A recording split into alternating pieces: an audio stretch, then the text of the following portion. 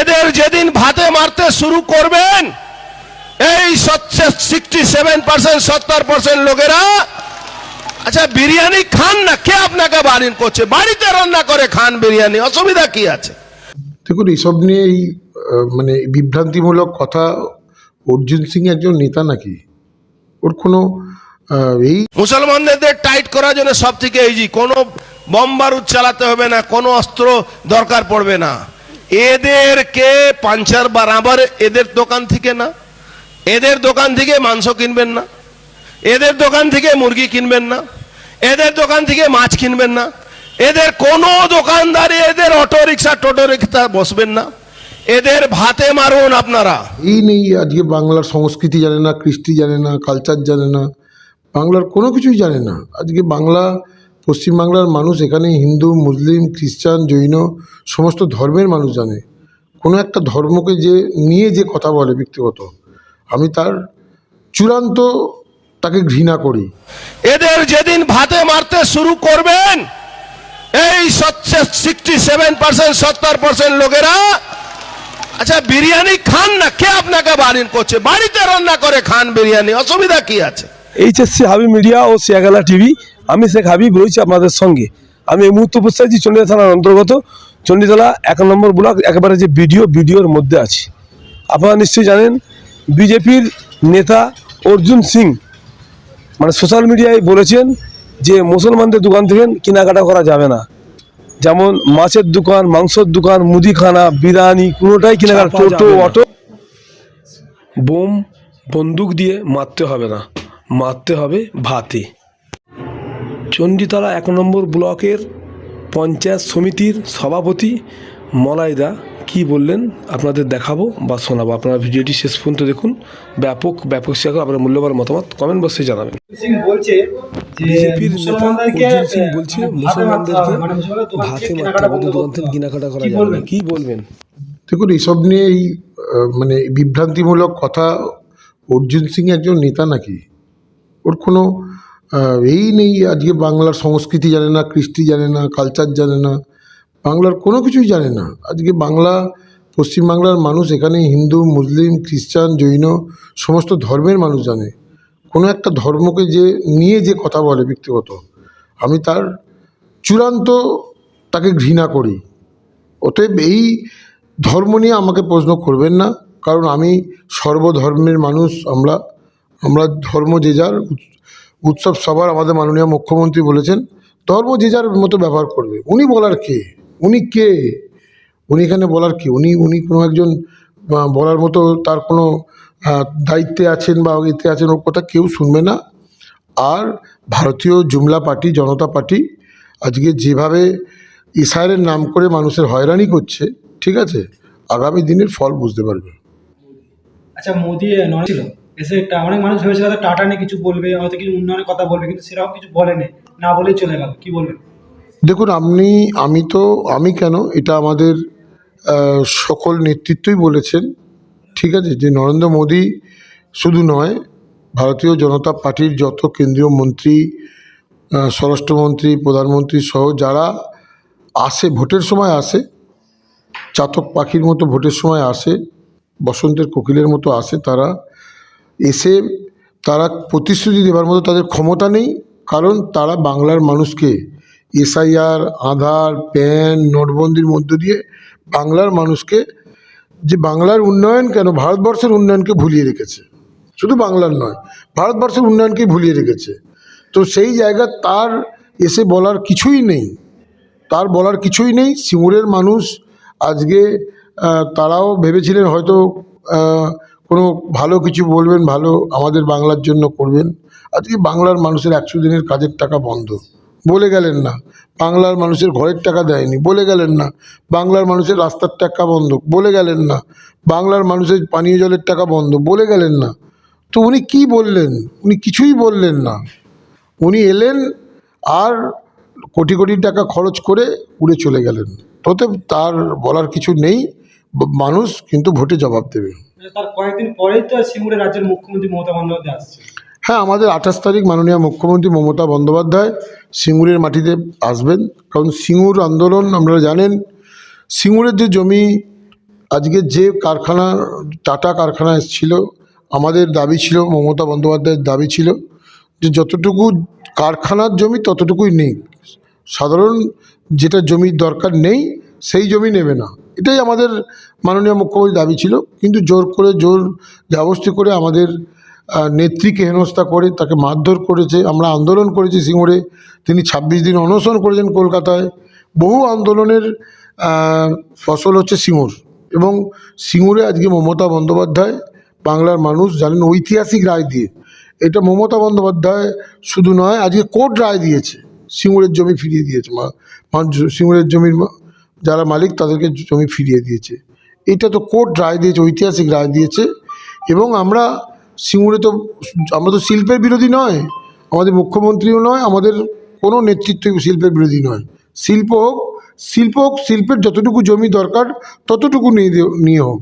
কিন্তু যদি সবাই শিল্পের জমি সব ইচ্ছাকৃত করে শিল্প করে বন্ধ করে রেখে দেয়, কারখানা, আজকে ন্যানো কারখানার কোনো হদিসই নেই, আজকে ন্যানো গাড়িরই কোনো হদিসই নেই, ঠিক আছে? সেই জায়গায় দাঁড়িয়ে আজকে সিঙ্গুরে আমাদের মাননীয় মুখ্যমন্ত্রী আসছেন, বাংলার মানুষ আপনারা জানেন, এবং সিঙ্গুরে তিনি বাংলার মানুষ, সারা বাংলার মানুষের জন্য তিনি অনেক কিছু ঘোষণা করবেন। এটা সিঙ্গুরের মানুষ কেন, বাংলার মানুষও তাকিয়ে আছেন। এবং সেখানে লাখো লাখো লোক হবে, যে লোক প্রধানমন্ত্রীর সভায় দেখা যায়নি তার 10 গুণ বেশি লোক সেই মমতা বন্দ্যোপাধ্যায়ের সবাই উপস্থিত হবেন। আমরাও সবাই এই চুনিতলা 1 নম্বর ব্লকের মানুষ, আমরা সেখানে উপস্থিত হব। মাননীয় মমতা বন্দ্যোপাধ্যায় কি আমাদেরকে বার্তা দেন সেটা শোনার জন্য আমরা সবাই যাব। আচ্ছা দাদা, কেন্দ্রীয় সরকার আসার পর থেকে কখনো নোটবন্দি থেকে শুরু করে এই এসআর পর্যন্ত মানুষ যেভাবে লাইনে দাঁড়াচ্ছে, হয়রানির শিকার হচ্ছে একের পর এক, কি বলবেন এই বিষয়ে? আমাদের আজকে এসআইআর নিয়ে বলতে গেলে, যে এসআইআর আজকে মানে যেটা হয় সেটা কিন্তু আমি জানি না যে আমাদের নির্বাচন কমিশনার উনি কতটা এটাকে নিয়ে ভাবেন। কারণ এসআইআর মানে হচ্ছে একটা নিবিড় মানে রক্ষণাবেক্ষণ করে দেখা, নিবিড়ভাবে দেখা যে কোনো মানুষ মারা গেছে ভোটার লিস্টে ঢুকে আছে, কোনো মানুষ শিফটেড ভোটার লিস্টে ঢুকে আছে, এটাকে ভালো করে দেখা যাতে এটা সঠিকভাবে ভোটার লিস্টটা তৈরি হয়। আজকে 2002-এ ভোটার লিস্ট তৈরি হয়েছিল, আপনারা জানেন। এত ফরম্যান কোনো ছিল নাকি? আজকে অন্য রাজ্যেও এসআইআর হচ্ছে, আজকে কোনো ফরম্যান আছে নাকি? আজকে শুধু মানুষকে হেনস্থা করার জন্য আজকে বিভিন্ন রকমভাবে আজকে লজিক্যাল ডিসক্রিপেন্সির নামে আজকে হাজার হাজার মানুষকে পিডিও অফিসে নিয়ে এসে হিয়ারিং করাচ্ছে, এবং সবটাই অপরিকল্পিতভাবে, কোনোটাই পরিকল্পনা নেই, কোনোটাই অর্ডার নেই, কোনোটাই তার কোনো নির্দেশ নেই কোনো রকম। আজকে সুপ্রিম কোর্ট রায় দিয়েছে, তৃণমূল কংগ্রেসে একমাত্র বাংলার দল, যে দল এই এসআরের যে হয়রানির বিরুদ্ধে আজকে আন্দোলন করেছিল, এবং আমাদের দল এটা কেস করেছিল, আমাদের দল সুপ্রিম কোর্টে কেস করেছিল, সেই কেসে সুপ্রিম কোর্ট রায় দিয়েছে না, নির্বাচন কমিশন কিন্তু সবটা ঠিক করছে না, অনেক কিছু বাধা সুপ্রিম কোর্ট থেকে বলে দিয়েছে। যেমন অ্যাডমিট কার্ড অ্যালাউ করতে হবে, মানুষকে হয়রানি করা চলবে না, মানুষকে রসিদ দিতে হবে, জমা দিচ্ছে যে তার রিসিভ কপি দিতে হবে, যেগুলো আমরা অলরেডি করে, আমরা মানুষকে একদম নিয়ারেস্ট জায়গায় নিয়ে যেতে হবে। অনেক যাদের বিডিও অফিস থেকে অনেক দূরে বাড়ি, সেই সমস্ত বয়স্ক বৃদ্ধা মায়েদের কেন আনবে? এবং আমরা দেখতে পাচ্ছি যে এসআইআর নাম করে বাংলার মানুষকে চূড়ান্ত হেনস্থা করছে, এবং বাংলার মানুষ ভোটে রায় দেবে। দেখুন, এরা এই জুমলাবাজির দল কি করবে এটা বাংলার মানুষ এখনো বোঝে না। তাই বাংলার মানুষের কাছে আমার আপনাদের চ্যানেলের মাধ্যমে অনুরোধ, এই জুমলাবাজি দলের কাছ থেকে দূরে থাকুন।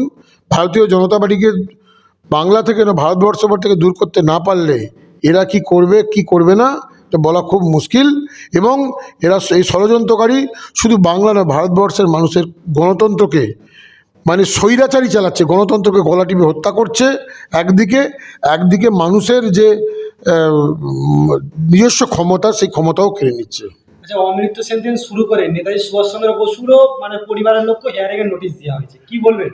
এ কি আর বলবো, তো সবাইকেই ডাকছে, কোনো একটা পরিবারের সবাইকেই ডাকছে। বিশেষ করে দেখছি সংখ্যালঘু পরিবারের একটা নির্দিষ্ট ধর্মের মানুষের দিকে তাকিয়ে এইসব বিজেপির নেতারা আজকে বলছে, ওই নির্দিষ্ট ধর্মের একটা নাম করে বলছে যে তাদেরকে করবো। অর্জুন সিং বলছে, শুভেন্দু অধিকারী বলছে। আজকে এরা জানি না পাগল হয়ে গেছে। আজকে দেখতে পাচ্ছে যে মমতা বন্দ্যোপাধ্যায়কে কোনো দিক থেকেই হটানো যাচ্ছে না। তার জন্য আজকে এই রকম একটা অমর্ত্য সেন থেকে শুরু করে সবাই কত লোককে ডাকছে হয়। আমি বলছি যে অমর্ত্য সেন, রবীন্দ্রনাথ ঠাকুরের পরিবার, সুভাষচন্দ্র বসুর পরিবার, চাকরি ঠাকুর একটা প্রান্তিক মানুষ, যে মানুষটার একজন বৃদ্ধা মানুষ দেখছি 86 বছর বয়স, আজকে খানাকুল, আরামবাগ এখানে বন্যা হয়, সেই মানুষটাকে ডাকছে, তাকে বলছে আপনার নথি দেখান, বার্থ সার্টিফিকেট দেখান, আপনার মাধ্যমিকের পাস সার্টিফিকেট দেখান। এটা সম্ভব? এটা সম্ভব? কোনো মানুষের সম্ভব? আজকে নরেন্দ্র মোদী তার দেখাতে পারবে বার্থ সার্টিফিকেট? তার নিজস্ব বার্থ সার্টিফিকেট দেখাতে পারবে না। আজকে আমি কাউকে উদ্দেশ্য করে বলছি না, আজকে বহু মানুষ আছে যারা সত্যিকারের খুব গরিব মানুষ, তাদের একটা বার্থ সার্টিফিকেট কি একটা বললেই তারা বুঝতে পারে না, তারা যেভাবে হয়রানি হচ্ছে, ঠিক আছে, তাদেরকে যেভাবে হয়রানি করা হচ্ছে, এটা সমস্ত আধিকারিকরাও কিন্তু তারাও কিন্তু অসহায় হয়ে পড়ছে। এবং অনেক বিএলওরা আত্মহত্যা করেছে, বিএলওরা বিভিন্ন রকমভাবে তারা কখনো বলছে আমরা আর কাজ করতে পারবো না, তাদের প্রতি মানে অবিচার করা হচ্ছে। এটা অবিচার, বিএলওরা গ্রাসরুট লেভেলে থাকে, তাদের প্রতি অবিচার করা হচ্ছে। এর বিরুদ্ধে তৃণমূল কংগ্রেস লড়াই করছে, লড়বে। আপনার নাম? আমার নাম মলয় খাঁ, আমি চণ্ডীতলা 1 নম্বর পঞ্চায়েত সমিতির সভাপতি। মুসলমানদের টাইট করার জন্য সব থেকে ইজি, কোনো বম বারুদ চালাতে হবে না, কোনো অস্ত্র দরকার পড়বে না। এদেরকে পাঞ্চার বরাবর এদের দোকান থেকে না, এদের দোকান থেকে মাংস কিনবেন না, এদের দোকান থেকে মুরগি কিনবেন না, এদের দোকান থেকে মাছ কিনবেন না, এদের কোনো দোকানদারি, এদের অটো রিক্সা টোটো রিক্সা বসবেন না, এদের ভাতে মারুন আপনারা। এদের যেদিন ভাতে মারতে শুরু করবেন, এই 67% 70% লোকেরা, আচ্ছা বিরিয়ানি খান না, কে আপনাকে বারণ করছে? বাড়িতে রান্না করে খান বিরিয়ানি, অসুবিধা কি আছে? আমার মায়েরা কি বিরিয়ানি রান্না করতে পারবে না? সবাই পারবে, করুন না বিরিয়ানি বাড়িতে রান্না। এদের দোকান থেকে খাবেন হাজি বিরিয়ানি। আরে হাজি বিরিয়ানি, যে হাজি নামই আছে, তারপরে তার আপনারা যাবেন খেতে? কেন যাবেন? কোন মাংস খাওয়াচ্ছে? গরু মাংস খাওয়াচ্ছে না কি খাওয়াচ্ছে? আর সব থেকে আমাদের যে ক্ষতি করছে, আমরা টিপ পরলে আমরা কমিউনাল হয়ে যাই, আর মুসলমান টুপি পরলে বলে এরা সেকুলার আছে। এদের মতন সেকুলার কেউ পাওয়া যাবে না, এরা হলো সেকুলার। আর 34 বছর এই কমিউনিস্টরা শাসন করে, এই 34 বছর কমিউনিস্টরা শাসন করে পশ্চিম বাংলা কিছু হিন্দুদেরকে সেকুলার বানিয়ে দিয়েছে। আপনি দেখবেন অত হিন্দু মারা যাওয়ার পরে, অত বাড়ি লুট হওয়ার পরে, অত মানুষ বাড়ি ছাড়া হওয়ার পরে, এখনো বড় বড় টিভি মিডিয়া চ্যানেলে যাবেন, দেখবেন ডিবেটে বসে কিছু সেকুলার হিন্দুরা